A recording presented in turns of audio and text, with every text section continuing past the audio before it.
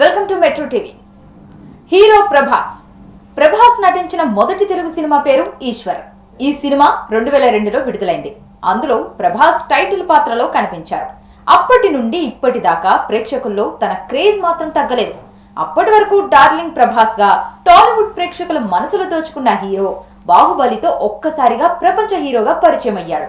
ఈ క్రెడిట్ మాత్రం దర్శక మాయావి రాజమౌళికే దక్కుతుందని చెప్పాలి.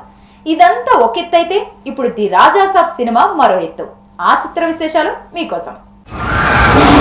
హలో బండి కొంచెం మెల్లగా. ది రాజా సాబ్ దీనికి సంబంధించిన టీజర్ ఇప్పటికే రిలీజ్ అయి ప్రేక్షకుల్లో ఒక అంచనాను పెంచేసింది.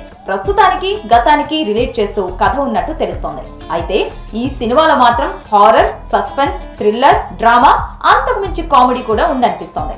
Prabhas looks, action, dialogues highlight గా నిలిచాయి. సినిమాపై అంచనాలు కూడా క్రియేట్ చేశాయి.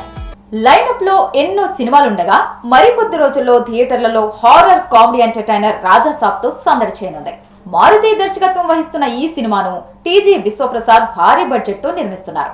ఇందులో టాలీవుడ్ ప్రముఖ నటుడు సంజయ్ దత్ కీలక పాత్ర పోషిస్తుండగా మాలవిక మోహనన్, నిధి అగర్వాల్, రిద్ధి కుమార్ హీరోయిన్ గా నటిస్తున్నారు. Star music director S S Thaman సంగీతాన్ని అందిస్తున్నారు. అయితే మారుతి సినిమాలో ఎంటర్టైన్మెంట్ పీక్స్ లో ఉంటుంది. ఈ టీజర్ తో రాజా సాబ్ లో కూడా ఫుల్ గా ఉండనున్నట్లు క్లారిటీ వచ్చేసింది.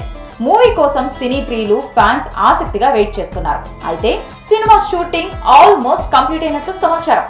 దీనిలో భాగంగా ఇప్పటికే గ్రీస్ దేశానికి మారుతి అండ్ టీం వెళ్లి షూటింగ్ లొకేషన్స్ ను సర్చ్ చేస్తోంది.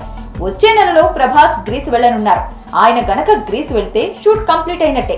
గ్రీస్ లోని వివిధ అందమైన ప్రదేశాల్లో ఆ రెండు పాటలను మేకర్స్ చిత్రీకరణ చేయనున్నారని తెలుస్తోంది. అయితే ఆ సాంగ్స్ సినిమాలో ప్రత్యేక ఆకర్షణగా నిలుస్తాయని సమాచారం. మొత్తానికి ప్రభాస్ ఖాతాలో మరో బ్లాక్ బస్టర్ హిట్ రాజా సాబ్ రూపంలో చేరనుంది. డిసెంబర్ 5వ తేదీన రిలీజ్ చేస్తామని మేకర్స్ ఇప్పటికే ప్రకటించారు. ఈ నేపథ్యంలో ఇటీవల నిర్మాత విశ్వప్రసాద్ ఓ కార్యక్రమంలో జనవరి 9వ తేదీన సినిమాను విడుదల చేయనున్నట్లు వెల్లడించారు. త్వరలోనే అధికారికంగా ప్రకటన చేయనున్నారని సమాచారం.